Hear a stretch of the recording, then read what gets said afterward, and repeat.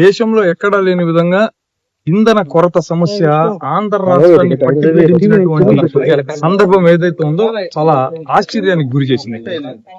చంద్రబాబు నాయుడు గారు, నాకు 40 ఏళ్ల అనుభవం ఉంది, నాకు చాలా తెలివితేటలు ఉన్నాయి, సంక్షోభాన్ని నేను ఎప్పుడు కూడా సంక్షేమంగా మార్చి మంచి చేస్తూ ఉంటానని చెప్పి ఆయన ఈరోజు ప్రపంచంలో ఏర్పడినటువంటి ఇంధన సంక్షోభాన్ని ఆయనకు, ఆయన పార్టీ కార్యకర్తలకు అనుకూలంగా మార్చుకునే ప్రయత్నం చేసి ప్రభుత్వమే ఈ బంకులతో లాలూచి పడి ఈ కృత్రిమ కొరతను సృష్టించిందన్నటువంటి అభిప్రాయం ప్రజల్లో స్పష్టంగా వ్యక్తమవుతుంది.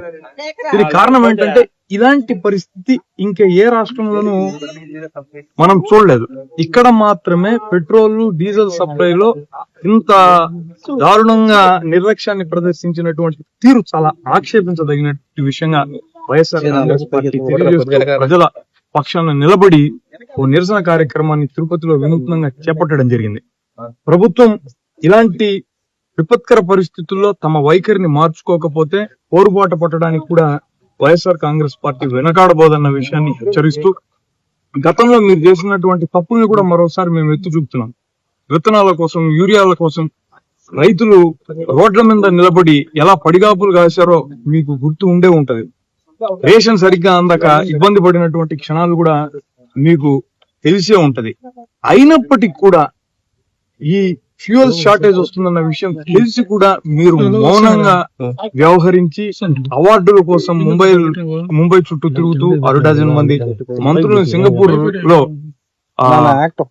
కొత్త విషయాలు తెలుసుకోవాలా, ప్రభుత్వ పరిపాలన మెరుగుపరచడం కోసం మెళుకువలు నేర్చుకోవాలన్న కారణాలతో పంపించి రాష్ట్ర ప్రజలందరినీ కూడా గాలి కుదిలేశారన్నటువంటి కోపం అందరిలోనూ వ్యక్తమవుతుంది. ఇకనైనా మీరు మారండి, మార్చి ఈ విధానాన్ని ప్రజలకు ఉపయోగపడేటట్టుగా తీర్చిదిద్దండి అన్నటువంటి విషయాన్ని వైఎస్ఆర్ కాంగ్రెస్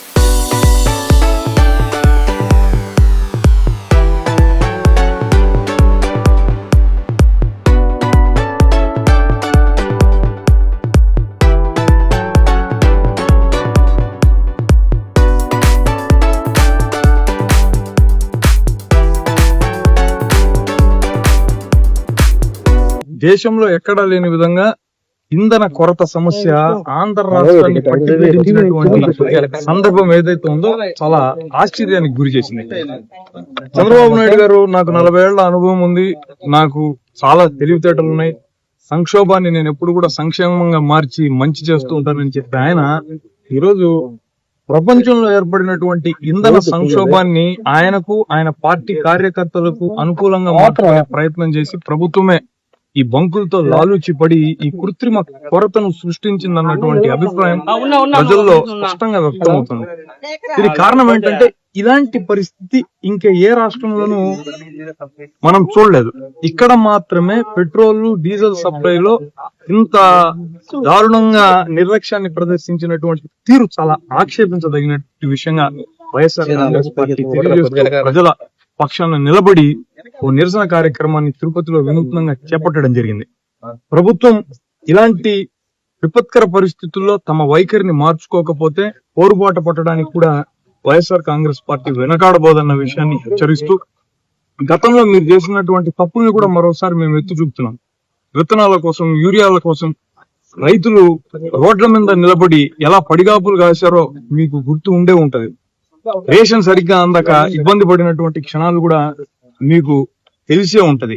అయినప్పటికీ కూడా ఈ ఫ్యూయల్ షార్టేజ్ వస్తుందన్న విషయం తెలిసి కూడా మీరు మౌనంగా వ్యవహరించి అవార్డుల కోసం ముంబై చుట్టూ తిరుగుతూ 6 డజన్ మంది మంత్రులను సింగపూర్ లో